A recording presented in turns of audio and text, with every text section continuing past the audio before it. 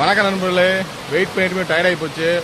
அருவி தண்ணியை பாருங்க, அப்படியே கொட்டி கிடக்கு. அப்படி தண்ணியை பாருங்க, அப்படி அழகா இருக்கு. ஜில்லுன்னு இருக்குங்க, தொடம்புல அவ்வளோ கூலிங்கா இருக்கு.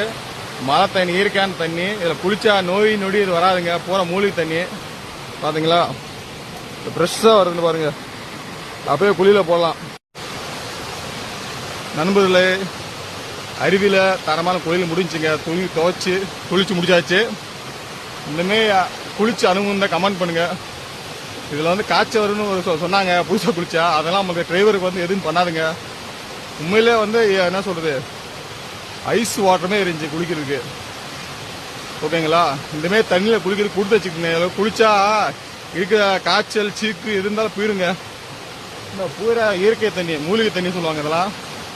ஓகேங்களா, இங்க ஒரு இந்திக்காரர் அம்மோட குளிக்க வந்தாப்புல ஒரு சொன்னாங்க கேளுங்க.